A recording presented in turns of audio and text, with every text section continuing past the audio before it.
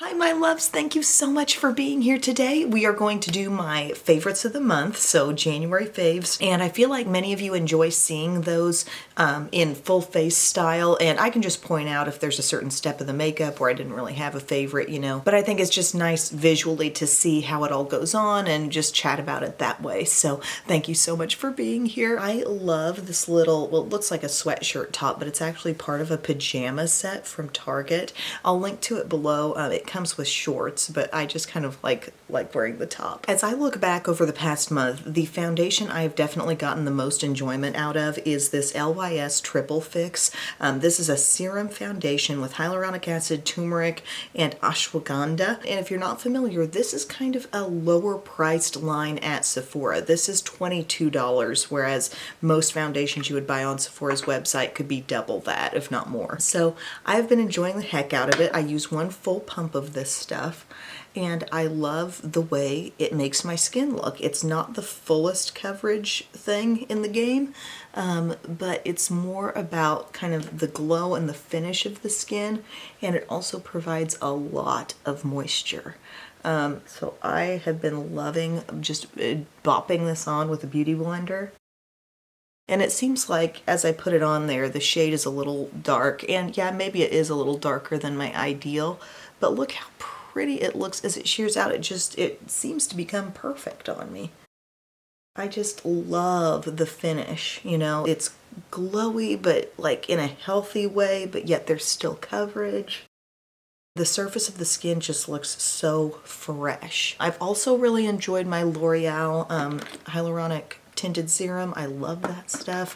And my sort of unexpected thing that I've gotten a little bit more interested in this month has been the CoverGirl Clean Makeup. Go back and watch the video that says old school on the thumbnail, and you'll see how unexpectedly good that CoverGirl Clean foundation is. But this, like, I blend it in and I have kind of that feeling, you know, like, wow, that looks good. And if you can keep from applying too much, again, I go for a full pump, maybe a little less. My skin feels hydrated, but it doesn't feel too sticky. And I also don't feel like I have to apply some certain primer. I didn't even use a primer today under this. I love the packaging. The packaging is also kind of large, and I mean, it just, if somebody told me this was $55, I'd probably be like, yeah, okay, I can see that. But I just think it's beautiful, and when I'm not like testing a certain thing, that's the one that I want to grab for. Also, I've been using the heck out of my e.l.f. Hydrating Camo Concealer. I think we might have nearly an empty here. I can see there's just a little product kind of in the bottom,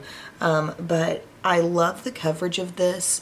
I love the hydration. As I kind of determined in a recent video, I feel like it's very similar to the Rose Ink concealer, which is absolutely awesome. It is definitely the most hydrating thing I have, and this, I feel like the more I used them and the more I compared, this is not that far off from the Rose Ink at all.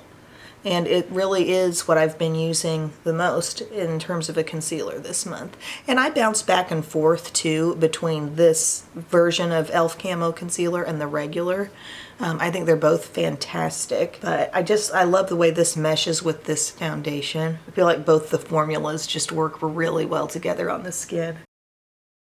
I mean, look at that. Now I feel like I've really upped the coverage in the places where I needed a boost, and still all over the skin I look really radiant. I love that. Great combo, you guys. Great combo for like my normal to dry skin types out there. For setting powder, I really haven't had like just that one thing that I'm using over and over again, but what I have been doing is going to my LYS products. Again, same brand as the foundation. They make these little triangle products here, and they have a translucent setting powder, which I don't know if I'd call this a favorite. I've been using it. I've been experimenting with it. Honestly, I continue to think that it's not that much better than just an average drugstore setting powder, but I'm using it. It's just kind of one of those things where, oh, I use that brand of foundation, I'll grab that powder, but it's not really because I think it's so far and away better than everything else. However, I do really love the bronzer from this brand and the cream blush.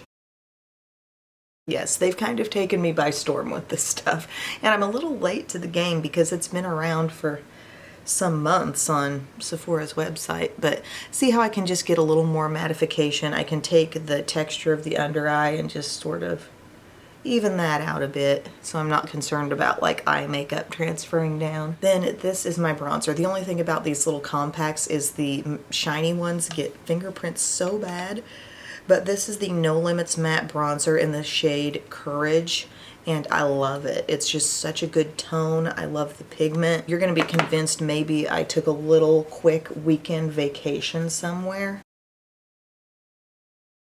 I mean, just look at the forehead now. I love it. And it is matte. I mean, it just, I like the pigment level. I like the tone. I can easily contour with it. Oh, another thing I've been doing just like the past week or so, I've been doing a lot of like layering of a contour stick, like say the one from M Cosmetics, getting that all blended in and then going over with bronzer. I've been enjoying that look too. But look how effective this is just on its own. I love it.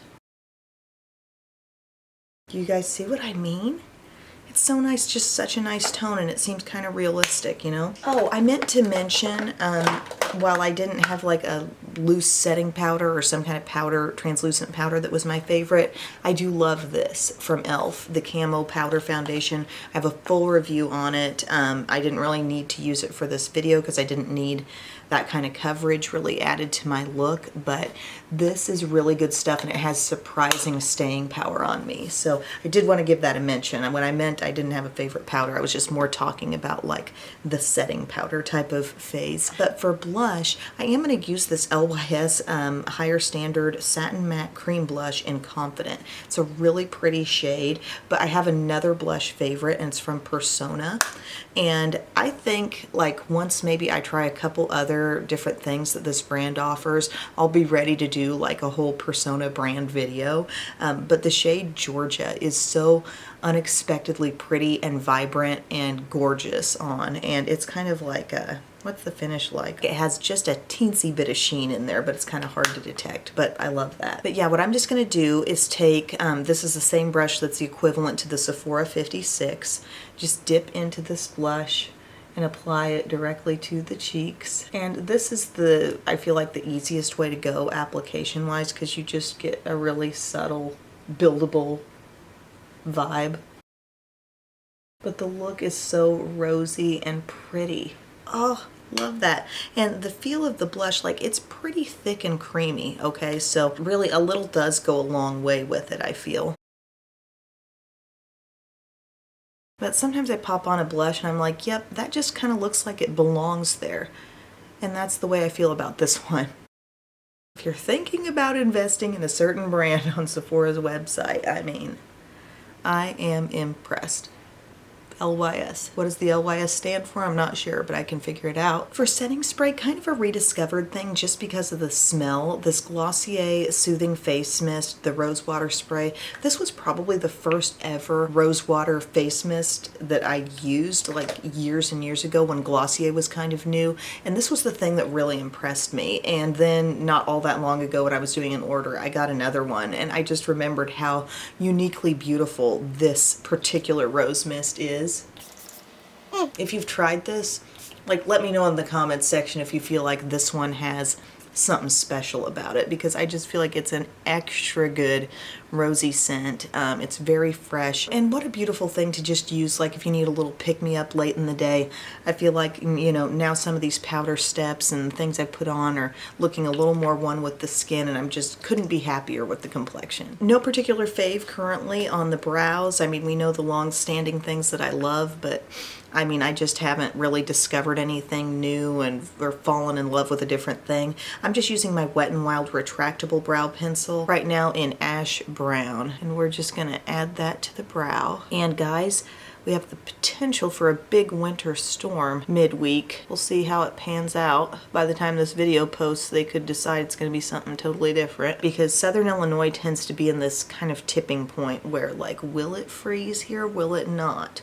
Will it be freezing rain? Will it be snow? We've had some terrible ice storms. Like I remember working at the TV station, and at the time I lived, you know, maybe not quite a half hour away, but I was still driving my red Camaro, and it was an ice storm, you know, a very memorable ice storm that people talk about around here, which caused like a lot of power outages and just major issues. And I remember trying to get out and decrusting my car with Bub and like saying a prayer and making my drive to work that day because they needed me. The days that are the hardest and messiest to get around are the days when TV stations need their reporters more than ever. Okay. Anyway, ice is the worst. Hopefully we could just get some snow, you know, some fluffy, beautiful little white snow that we could build a snowman with or something. Is it too much to ask? Got the brows filled in and brushed up, and I will put some gel in. This is new from Wet n Wild. It's just the Mega Clear Brow Gel. It's very run-of-the-mill, just clear brow gel. Nothing really fantastic or amazing about it, but it was new on Ulta's website, so I picked it up among a lot of other new Wet n Wild things. I posted over the weekend on my Instagram just a bunch of different new collections and had you guys rate your enthusiasm level for them. But yep, there we are. There's the brow. For eyes now, I'm just going to pop on my Milani eyeshadow primer. And then I have two different things. One thing is kind of more like known that I love because I did a whole video about it. And it's my ColourPop Gone Matte palette, which I adore that thing. And I'll show it to you in case you didn't see the video. You should watch the video, but I'll show you the palette. I just loved the way they did this. I'm not always just without a doubt, I need a big palette type of person these days, but I really like the way they did this one. If you're a neutral lover and an all matte lover, a really neat thing that they did here is they kind of went vertically row by row with a different color family going from warm to cool, and you have so much nice range here from light to medium to dark. Like, I love the balance. I love the different tones that are in here, and I've just had a blast doing different looks with this palette, and the quality is so nice. It's so much fun to blend a gentle gradient of mattes out on the eye. It's like one of the little pleasures of doing makeup that I really get into. So I love that. But then there's another thing that's just kind of been lurking, I would say, for the past several months. And some days when I'm not trying any certain new product, like I'll pull this out and I love it every time. And it's the little Tart Maneater. They call this the Temptation eyeshadow wardrobe. And here's the deal, guys. It twists open like that. Okay, so you have like 3 quads here. I really do love the quality. They have that slight vanilla scent that makes you think of their Tartelette palettes, you know. The quality's really good. They've got one that takes you a little more warm, neutral with some, you know, shimmer there, and then like a soft, natural look. And every time I pull it out, I'm just like, yeah, I love this. So I thought I'd finally give it a mention now, and I definitely like it even more than, you know, their new Tartelette Full Bloom palette and all that. And I think I might just use this little quad here. It's easy, it's fun, it's compact. Like, it's so compact. I mean, think about the footprint of that big old palette they put out and then versus this little guy. And you still get 12 shades, you know? And you can still take it pretty dark. It's got pretty good balance and range. I had another palette that was similar to this that was not the Maneater, but it was still Tarte. The Lid Laugh Love Happiness one. And honestly, it's kind of similar in terms of the color selection. I've just been using this one a little more often. And again, it's nothing super new. I've had it on hand for months. I've used it on and off quite a bit without really discussing it. Okay, now I want a cream shade, so I'm coming up to that quad. I'm gonna use this matte brown and blend that into the crease just for a real natural, not too warm, not too cool crease. So pretty, like just so easy to work with. Tarte really does have a good eyeshadow formula. I think the questionable thing for me is just some of the choices they make with new palettes and redoing old concepts. I mean, this is based on a palette that had been out much longer. There is a Maneater palette, but I do really like the format. And I also feel like if this palette was something you were really falling in love with, the pan sizes are really generous here. You're getting quite a bit. Next up, I'm just going to take some of that same shade that I just used to deepen up the crease, and I'm going to pop that on my outer lid as well. Biddy's been making a big deal about the whole, like, you find a rogue eyelash and you blow it and you make a wish. She loves that. Okay, then I'm going to use some of this kind of like brightening pinky color, and that's what's going to go on the inner part of my lid. And it's just kind of glowy and soft and pretty. Subtle Valentine's vibes, right? And again, I say everyday makeup doesn't always have to be some big work of art. It just has to be enjoyable, you know? Did I enjoy doing this? Yes. Is it super complicated and over the top? Absolutely not. I'm going to go to this shimmer right here because I like this kind of around the inner corner. I'm using my Morphe M124. Wait, is this the pointy one? No, this one doesn't come to the point. This was just that other random brush I got around the holidays. But it is smaller than my main flat brush. And then the perfect soft lower lash line liner shade would be that shadow right there that we've been using. And there are deeper shades in this palette, by the way, so if you wanted to go like dark brown or more of like the burgundy thing, that's in here. But I'm keeping it a little bit soft, and then at this point you could say, well, maybe I want to just build that shade up a bit more using a smaller brush, or shape it a little more, you know? So just take that little small pointed brush and work that color up a bit in the outer corner. Then for eyeliner, I don't know that I've come to like a huge new favorite or anything, but one look that I'm liking is a soft pencil liner across the upper lash line that doesn't look like it's even contrasting that much with the rest of your look, you know? For example, this Makeup Geek Full Spectrum eyeliner in Espresso. You guys, this is so soft and easy to use, but I kind of like it at times when I'm not needing a stark black line. And see how I just got definition there, but it wasn't like harsh at all. It just stays looking really, really soft. And this is deep brown, you know? There's such an ease about it, like the way it glides. Oh my gosh. Even in here, where this is like a really hard area to try to press against on your eye, have you ever noticed that? Like the inner part of your lash line. It's hard to like put firm pressure there without pulling it taut. But look, I didn't even need to do that, and I got a full easy line that just looks kind of soft. Now you guys know that I love superhero mascara. That's fact. That's like multi-year Emily Award winner status. I love it. But I've kind of had a bit of a rediscovery in the past month or two with the NARS Climax mascara. This is also fantastic. And then of course my Cali Ray Come Hell or High Water, which I feel like it's crazy because I wasn't looking to find another high-end option for the lower lash line, you know, but it just kind of fell into my lap. But I tried it and I loved it because I felt like it lasted, it just has really amazing staying power. But I don't always find myself needing to put it on my upper lashes. Sometimes just lower lashes will suffice, you know, but I can use it when I want a bigger lash look, okay? So if I really want my lower lashes to stand out, like it does volumize more than my Lash Discovery Waterproof, which still can be great, don't get me wrong. I got a little bit on my eyelid there, but do you see what that did? Like such nice length and thickness. Woo, I love.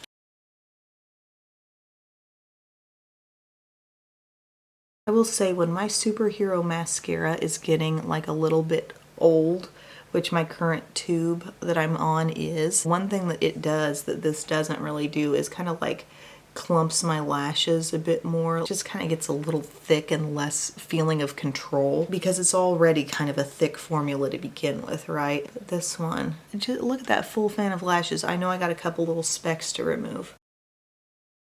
I like it, I love it, I want some more of it, yes. And then some Cali Ray on the lower lashes. I love the brush with this stuff, but look what I mean when I say it can give me a more dramatic lower lash if that's what I'm after. And I can trust that it won't go anywhere. Like the thickness, the length, and I've got a decent set of lower lashes down there. Oh, so some of you might want a little update on Bubba. Things have been getting a little better, knock on wood.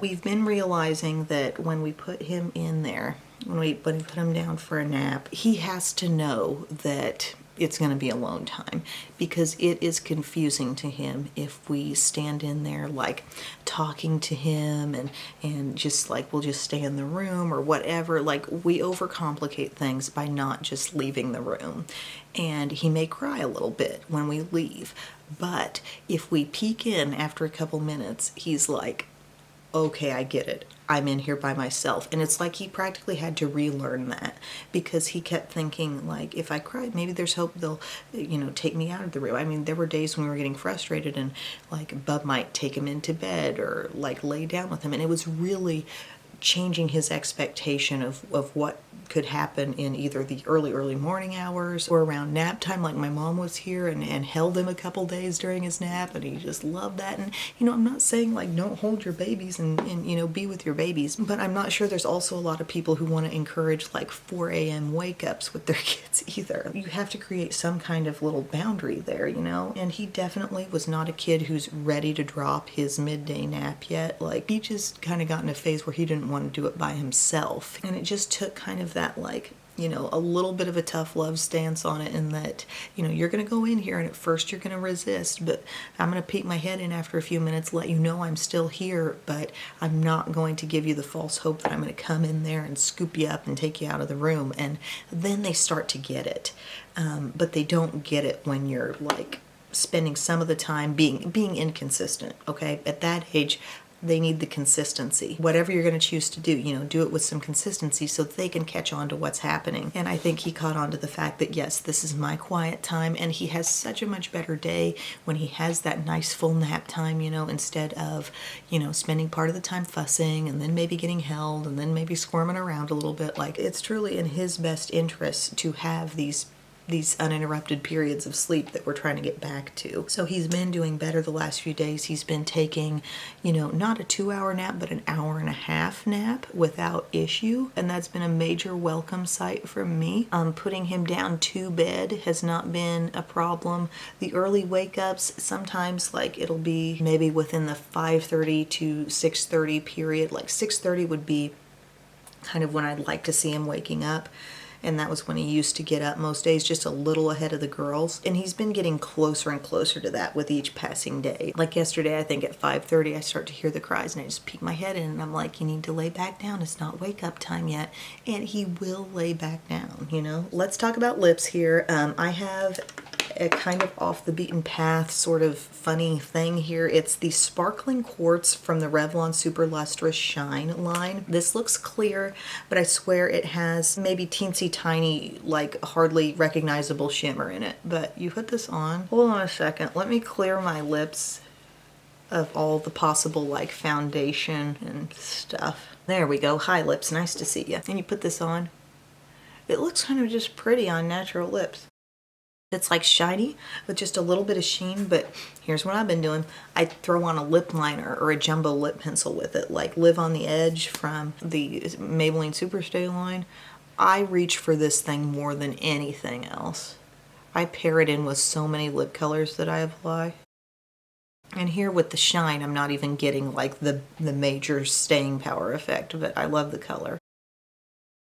But I just kind of use that sparkling quartz as my base for any number of colors that I want to pair it in. And it's like a lipstick maker, you know, you got that comfy, buttery, balmy base that you put on with this with just a little bit of sheen, which makes it interesting.